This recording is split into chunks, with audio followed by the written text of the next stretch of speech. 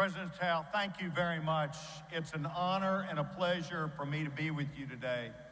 And before I begin my remarks, I want you to know that I came to this university because I wanted a big dream. And I will assure each and every one of you, wherever you're going in life, you can get there from here. This university has grown in stature. This university has grown in prestige. And this university today is the 31st largest university in this great nation. And I think it speaks volumes about our school.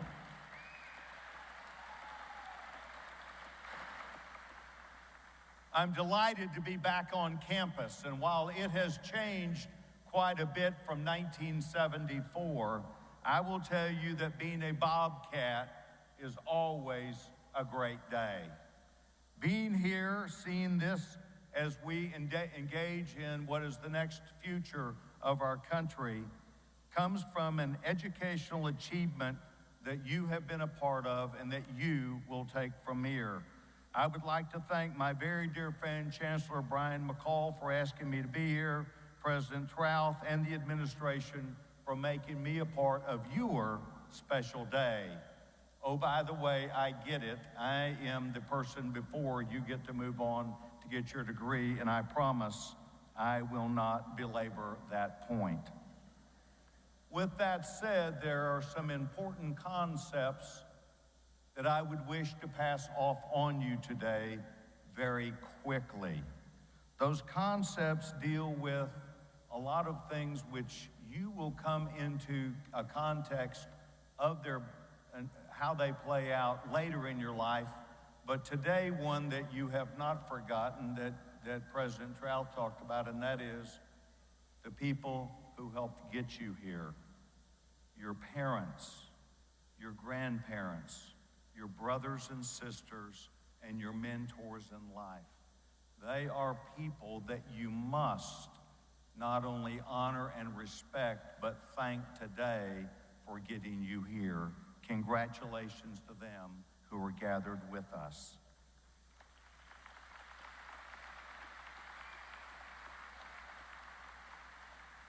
As I look across the room today, I see hundreds of bright young leaders who are on the cusp, the very cusp of achieving a goal that brought them here in the first place.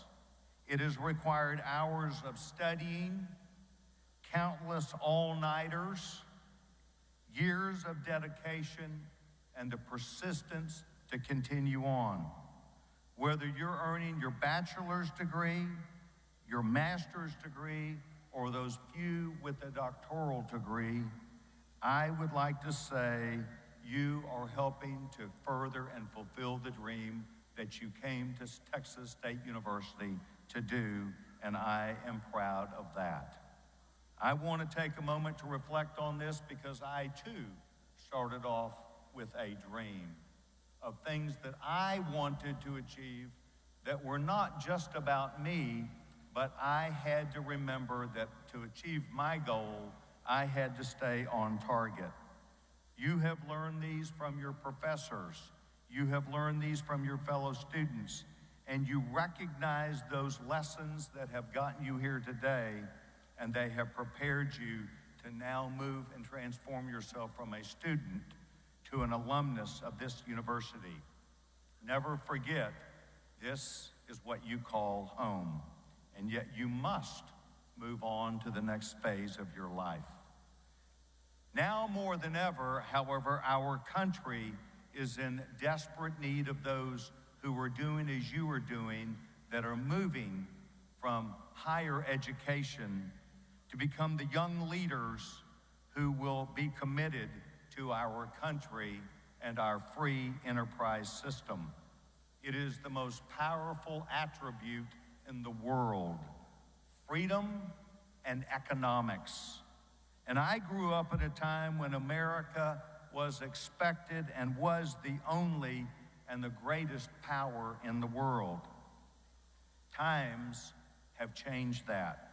Now we're being told that America has fallen behind, that we're just one of them, and that we have to adapt ourselves to this new world reality.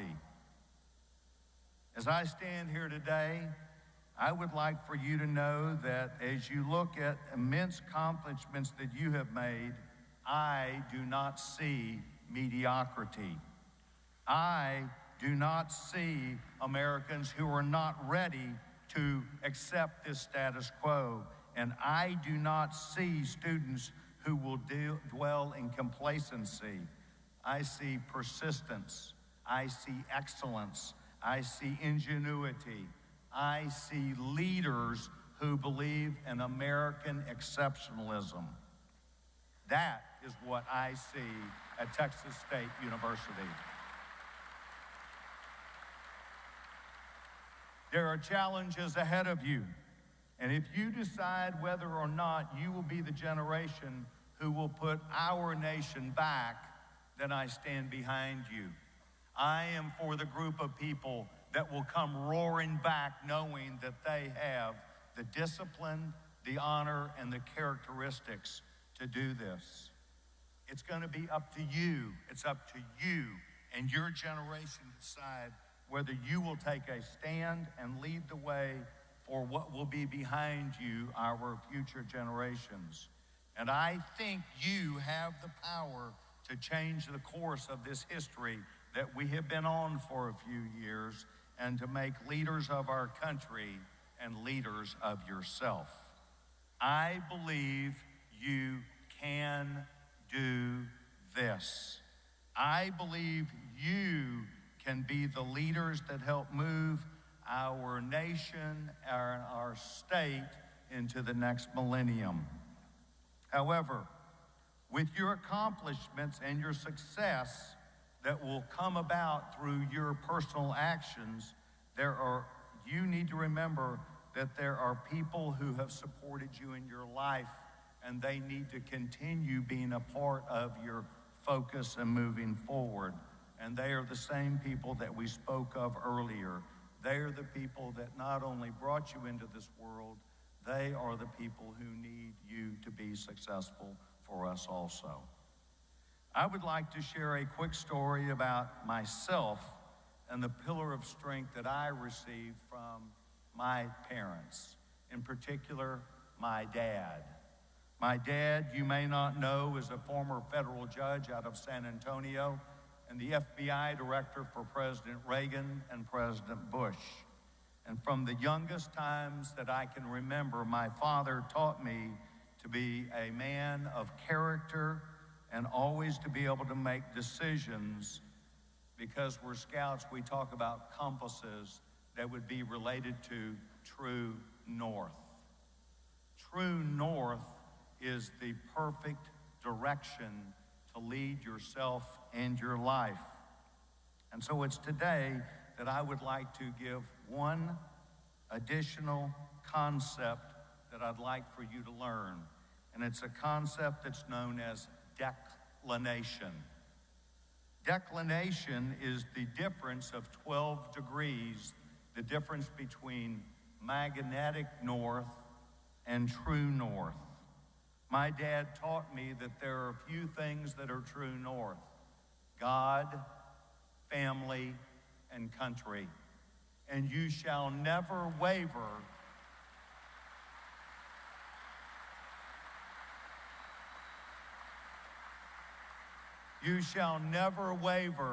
in your honor, respect, and support of God, family, and country. However, he taught me that there's something called magnetic north, and that is also an honored point, and that is that everything else in your life would fall within that concept. And it is within 12 degrees of the true north. It is within the 12 degrees. It is not 180. It is not saying that you can live and let live. It is a respect, it is a discipline, and it is a way of life. I believe that declination is where you should live your life, within the degrees of 12 degrees of true north and the magnetic north, to where you have honor, distinction, and principles that are important to you. And this is what your family would want from you. Lastly, I want you to consider, because I'm a Texan, I have to say Texan things to you, and I will today as I close. And it is the principles that is called the Code of the West. I'll let you decide. I'm 10 out of 10. I hope you'll come close. Live each day with courage. Take pride in your work. Always finish what you start. Do what has to be done. Be tough, but fair. When you make a promise, keep it. Ride for the brand. As Bobcats, we know what that means. Talk less and say more. Remember, some things aren't for sale. And lastly, know where to draw the line. Ladies and gentlemen, I wanted to come back to this university and to tell you how proud I am of the experiences of my life, and this is part of it. But I want you to know that our graduates are going to get a chance to live that out.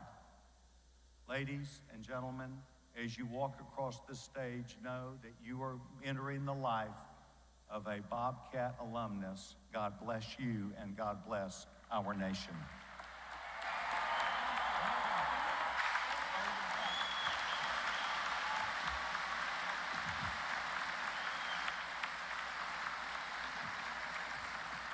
Thank you, Mr. Chairman, for those wonderful words. I have a small token of our appreciation for your being with us today and sharing your wisdom with us. Thank you again.